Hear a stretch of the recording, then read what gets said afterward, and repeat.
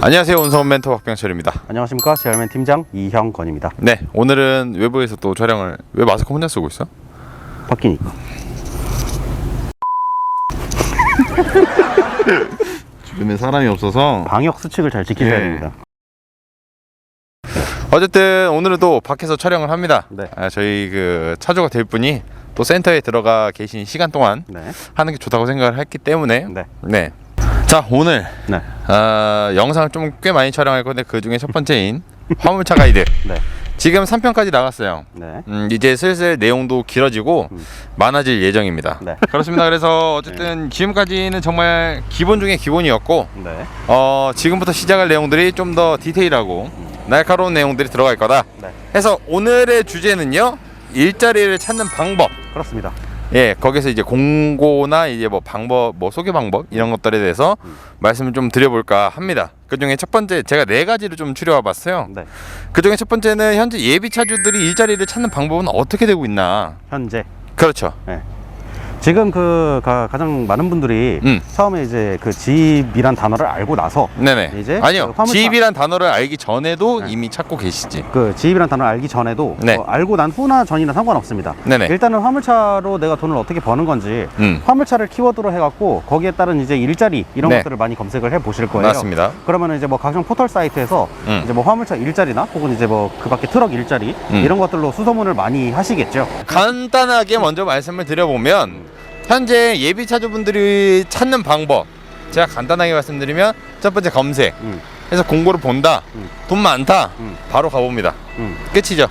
네, 이거밖에 없어요. 그러니까 저희가 예시를 네. 예시안을 이제 그 편집을 통해 갖고 옆에다가 띄워둘 거예요. 네. 그러니까 뭐 정말 1분, 2분도 안 돼 갖고 화물차 일자리는 수두룩하게 보실 수가 있습니다. 그렇죠. 다만 근데 그쪽에서 뭘 주의해서 봐야 되고 어떤 부분들이 조금 뭐가 잘못 들어가 있는지 그리고 어떤 방식으로 내가 찾아야 되는지 모르시는 분들을 위해서 네. 저희가 간략하게 설명을 해드리도록 하겠습니다. 일단 근데 기본적으로 찾으실 때 가장 많이 실수를 범하는 것들이 있지 않겠어요? 네.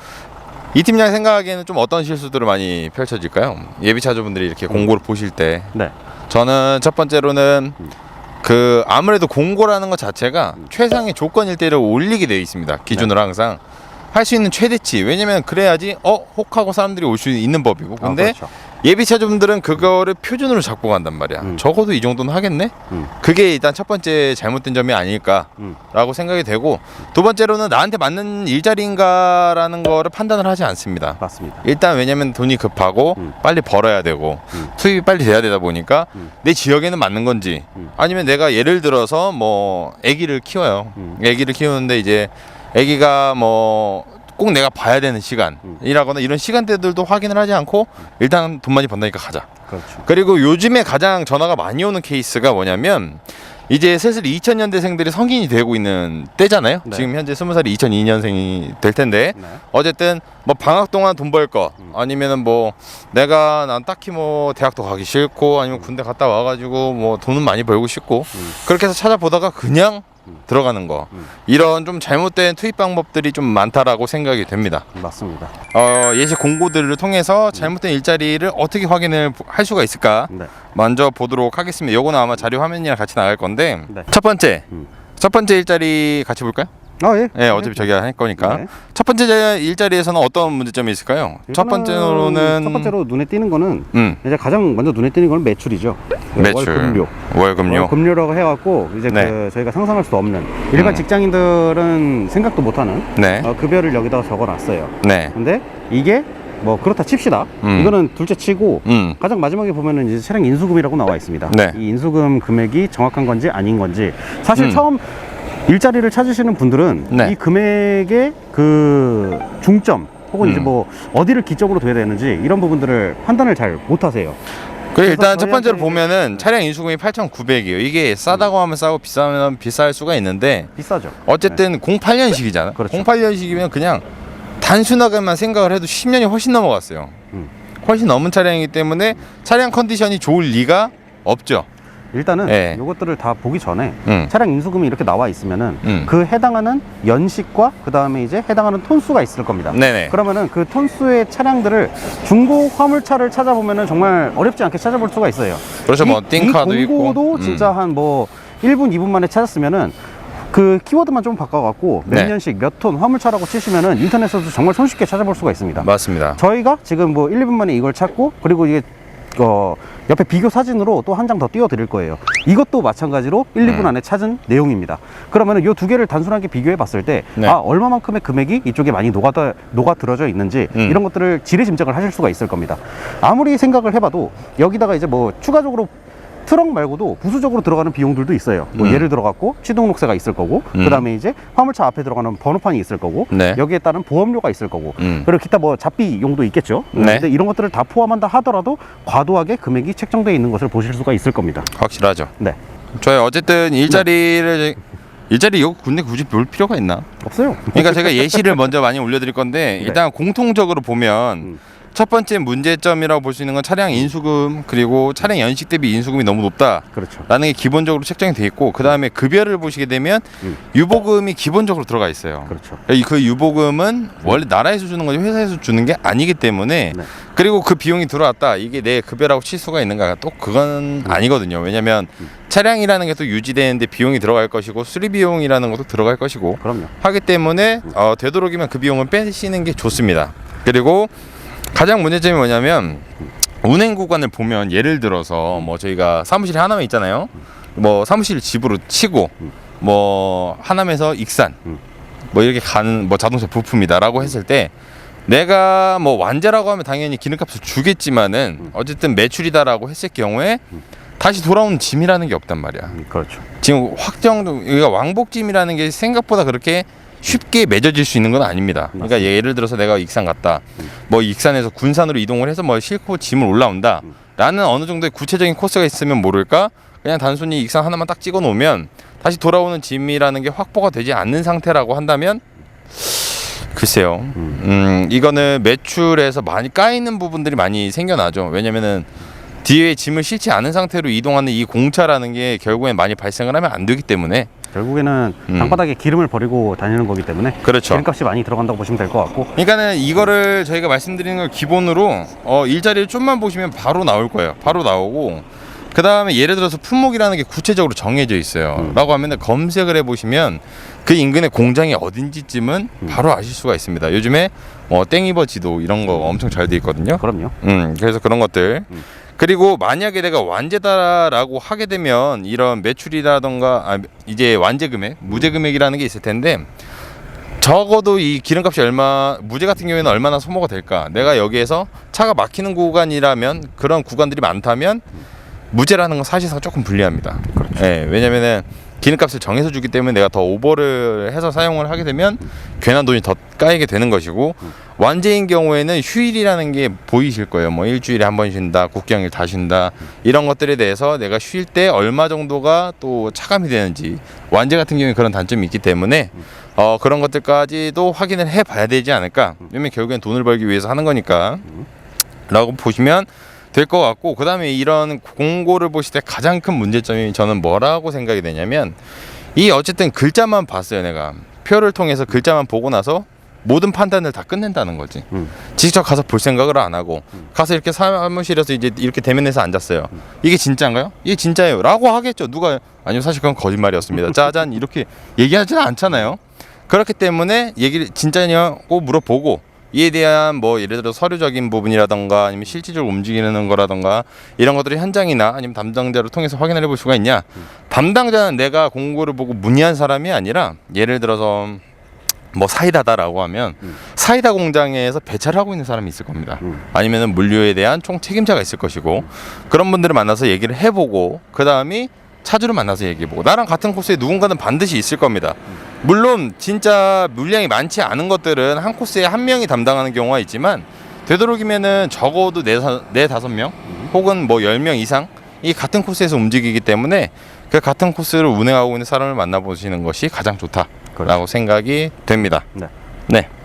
어제 두 번째 내용은 거기까지 조금 더 설명을 덧붙여서 이야기를 해드리자면은 네. 아까 전에 이제 그 유보금이라고 나와 있었죠. 그 네. 유보금의 뜻은 유가 보조금이라는 뜻입니다. 네. 즉 이제 화물차로 일을 하시는 분들 같은 경우에는 소모되는 비용 중에 가장 큰 것이 유류비예요. 네. 유류비인데 이 부분들을 내가 놀러 다니기 위해서 기름을 쓰는 게 아니기 때문에 정부에서는 그렇죠. 어느 정도 이제 일을 하고 이제 뭐 생산 쪽에서 활동을 하기 때문에 네. 이걸로 수익을 창출하기 때문에 그래서 이 기름값을 다 받지 않고 조금만 뭐 좀 줄여서 받겠다 이런 취지로 만든 것이 정부에서 만든 것이 유가 보조금 제도입니다. 근데 이 유가 보조금을 절대 현금으로 생각하시면 안 되는 게 내가 한 달에 기름값을 100만 원 쓸 수도 있고 200만 원 쓸 수도 있고 300만 원 쓸 수도 있습니다. 근데 그렇다고 해서 내가 유가 보조금을 뭐 전액을 다 받느냐? 예를 들어 12톤 이상의 차량들 같은 경우에는 한 달에 약 150만 원 정도가 측정이 되어 있습니다. 근데 이 150만 원을 통째로 받는 것이 아니라 네. 내가 쓴 기름에서 그 부분을 차감하고 나오는 것이지 그렇죠. 절대 이걸 현금으로 받는다고 생각하시면 곤란합니다. 그래서 그 공고에 이제 뭐 유가 보조금에서 뭐 플러스 얼마 돼 있고 하면은 내가 그래도 매출을 조금 덜 올려도 유보금 때문에 어느 정도 매출이 맞춰지겠구나 라고 생각하시는 분들은 다시 한번 생각을 해 주셔야 됩니다. 그래서 저희가 이제 컨설팅을 할 때 혹은 네. 이제 뭐 기름값이나 이런 부분들을 설명드릴 때도 네. 절대 유보금을 따로 계산에 넣지는 않습니다. 다만 부가세는 따로 넣어야 돼요. 네. 이 부가세랑 유보금이랑은 전적으로 엄청난 차이가 있다는 거, 요것만 확실하게 짚고 넘어가시면 되겠습니다. 좋습니다. 그리고 이제 세 번째 주제는 가장 이야기가 많은 것들이에요. 아무래도 유튜브 영상이라던가 아니면 뭐 카페라던가 이런 데서 이제 답글, 뭐 댓글로 가장 많이 달리는 것들인데 현직 차주분들이 항상 하시는 거예요. 좋은 일자리 같은 경우에는 꼭 소개만을 통해서 들어갈 수가 있다. 그렇지 않으면 공고는 다 거짓말이다. 어떻게 생각하십니까 여기에 대해서? 저는 케이스 바이 케이스라고 생각합니다. 예. 네. 그런 경우도 있겠지만 그게 아닌 경우도 있어요. 아무리 내가 뭐 친인척들이나 혹은 이제 내 친구나 내 일자리가 정말 좋아하고 이 사람들을 끌어들인다라고 하더라도 내가 만약에 뭐 대구에서 대전을 왔다 갔다 하는 일이 있는데 네. 서울 사람이나 부산 사람이 와서 할 수는 없어요. 그렇지. 그러면은 이제 그 일자리를 정말 좋다고 생각하시는 분들은 대전에 거주하시는 분, 대구에 네. 거주하시는 분 이렇게 딱 압축이 됩니다. 그렇죠. 근데 다른 사람들이 와갖고 이 일자리가 정말 좋다고 생각하는 경우에는 네. 그 사람이 어디 지역에 속해 있고 그다음에 내가 한 달에 벌어가는 뭐 금액이 얼마 정도가 되는지 만족할 만한 금액인 건지 이것들이 아직 계산이 안 돼 있고 여기에 추가적으로 내가 그 일을 하면서 몇 톤짜리의 차를 끌지도 몰라요. 근데 그거에 따라 갖고 전 전부 다 달라진다고 생각을 합니다. 그러니까 이게 소개만으로 한다라는 거는 옛날에는 뭐 그랬을 수가 있어요. 근데 지금도 뭐 암묵적으로 그럴 수도 있을 수 있어요. 일의 형태가 너무나 많은 것이고 만약에 그렇게 좋은 일자리다, 진짜 좋은 일자리다. 그래서 이걸 가업으로 삼겠다. 근데 아들이 하기 싫대. 네. 그 주변 사람들도 하기 싫대. 한 달에 1,000만 원 벌어봤자 내가 진짜 내가 할 수 있는 일이고 내가 원하던 일이고 나는 그렇게 돈이 필요하고 이런 것들은 사람마다 가치관이라는 게 너무나 다 달라요. 그렇죠. 예전 같으면 진짜 돈 잘 벌면 땡 이런 말 약간 좀 이런 마인드였으면 요즘에 내가 만족도도 있어야 되고 뭐 기타 등등의 여러 가지 조건들이 다 겹칩니다. 그렇게 된다라고 하면은 주변의 사람들 글쎄요, 요즘 같은 추세는 진짜 좋은 일자리다라고 하면 어떻게든 일을 내놓고 거기에서 조금 더 프리미엄 금액을 더 받으려고 하겠죠. 그렇죠. 왜냐면 차를 팔고 왜냐면 내 아들이 화물차 타는 걸 보고 싶어하는 사람들이 그렇게 얼마나 될까. 또 주변인들한테 그렇게 내가 추천을 했을 때 만약에 일의 형태가 변질이 될 수가 있단 말이야. 그렇죠. 그렇게 되었을 때는 본인이 다 감당을 해야 된다고. 그러니까 이런 것들에 따라서 너무 다르기 때문에 꼭 굳이 소개만을 통해서 들어가야 된다라는 거는 그렇게 좋은 말은 아닙니다. 네. 네. 그렇게 생각을 하고요. 마지막 네 번째로는 어쨌든 이 총 정리를 할 겸 저희 GR맨이 일자리를 볼 수 있는 좋은 방법 어떻게 봐야 되는가에 대해서 좀 말씀 좀 해주시죠. 정말 내가 이제 낙동강 오리알이 돼갖고 혼자서 모든 것들을 다 찾아 나가야 된다라고 가정을 하게 된다면은 네. 그 기점으로 제가 한번 설명을 드려볼게요. 일단은 저희가 이제 최근에는 굉장히 많이 뭐 핸드폰이나 혹은 이제 컴퓨터로 인터넷이나 이런 것들이 굉장히 많이 활성화가 되어 있습니다. 그렇죠. 이쪽에서 찾아보는 거 참 좋아요. 왜냐하면은 앉은 자리에서 가장 많은 정보를 취합할 수 있는 방법이기도 하지만 이게 어떻게 보면은 양날의 검이라 보시면 될 것 같습니다. 그렇죠. 현장을 확인을 하지 못하고 그 다음에 내가 어떤 노선을 정확하게 탈 수 있는지 그리고 이 매출이 진짜 정말로 발생되는 매출인 건지 이 부분을 반드시 확인하셔야 할 필요가 있습니다. 그렇죠. 그러니까 공고를 보시고 네. 이거는 참고 사항으로만 여기시고 직접 내가 눈으로 판단을 해본 다음에 그리고 항상 제가 통화를 통해서도 그리고 상담을 통해서도 말씀을 드리지만 차량은 항상 마지막에 네. 생각을 하고 결정을 하시는 걸 추천을 드린다라고 보시면 맞을 것 같습니다. 항상 일자리를 우선적으로 보셔야 되는데 네. 현장에서 직접 확인을 하시는 것을 저는 추천드립니다. 좋습니다. 네. 네, 오늘은 뭐 여기까지 오늘 네 번째 내용. 여기까지 네. 하도록 하겠습니다. 네 번째 주제 마무리 지었고요. 네. 다음에 또 이런 또 재밌는 내용 그리고 어디선가 뭐 찾아볼 수 없는 내용들도 가지고 와보도록 하겠습니다. 네, 이상 운송원 멘토 박병철이었고요. GR맨 팀장 이형건이었습니다. 감사합니다.